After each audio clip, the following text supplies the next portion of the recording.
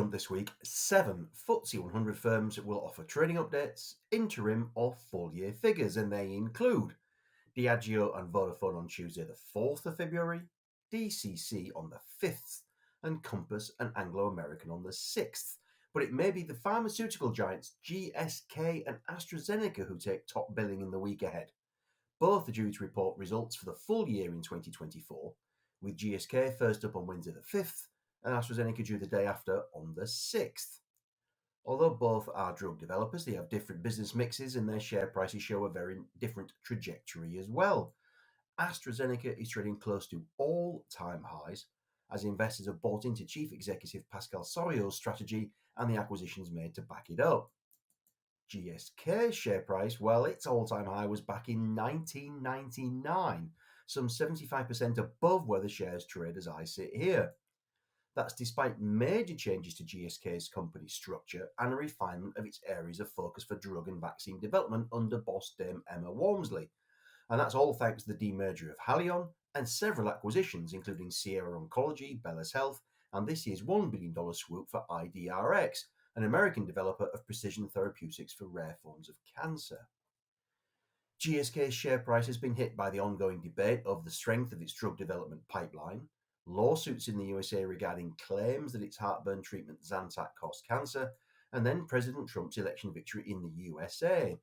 That's brought with it the proposed appointment of Robert F. Kennedy Jr. as Secretary of Health and Human Services, a post that would leave him with overall oversight of the Food and Drug Administration, National Institutes of Health, Centre for Disease Control, and Protection and Centers for Medicare and Medicaid Services. Mr. Kennedy is seen as a strong proponent of an anti-vaccine agenda, which is of particular concern to GSK as one of the world's leading vaccine developers and manufacturers, although the Senate is yet to confirm Mr. Kennedy's appointment. Anyway, this all means that the timing of both sets of results is particularly useful. GSK's results will be judged relative to the guidance for the full year confirmed by Dame Emma Walmsley alongside October's third quarter results, namely sales growth of 7 to 9%, core operating profit growth of 11 to 13%, and core earnings per share growth of 10 to 12%, all on a constant currency basis and excluding pandemic vaccines. As a result of that, the consensus estimates for 2024 are as follows. Analysts and investors will also keep a lookout for any guidance for 2025, again on a constant currency basis. Sales of £31 billion in 2024, with 2% growth to £31.6 billion in 2025. Operating profit of £9 billion, rising to £9.5 billion in 2025.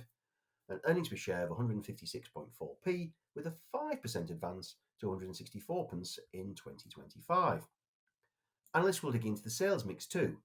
GSK's specialty medicines business grew by 14% year on year in the third quarter and general medicines by 3%, but vaccines suffered an 18% drop thanks to new regulatory guidelines on COVID jabs for the over 60s in America.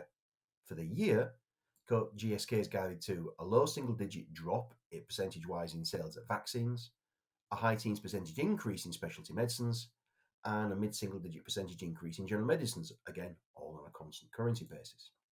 Now, GSK settled more than 90% of those Zantac lawsuits in the third quarter at a cost of $2.2 billion. So any comments on the remaining cases will be welcomed, although a final decision there is not due in Delaware until the summer. As a final point, GSK is expected to pay an unchanged quarterly dividend of 15p a share to take the annual total to 60p, and analysts are looking for a small increase in 2025. Now, AstraZeneca raised guidance for 2024 yet again alongside its third quarter results back in November. Total revenue and core earnings per share are now seen rising by a high teens percentage rate for 2024 to $51.3 billion and $8.27 respectively. And it may be that the guidance for 2025 is therefore of greater interest. Analysts are currently looking for a high single-digit percentage increase in total sales to $55.6 billion and a mid-teens increase in core earnings per share to around $9.50 currency adjusted. Again, analysts will also home in on the divisional trends across oncology, biopharmaceuticals and rare diseases, as well as the geographic ones.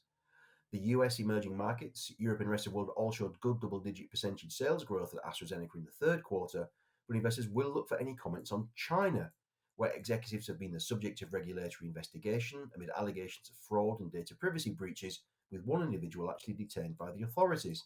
AstraZeneca itself has not been accused of any wrongdoing.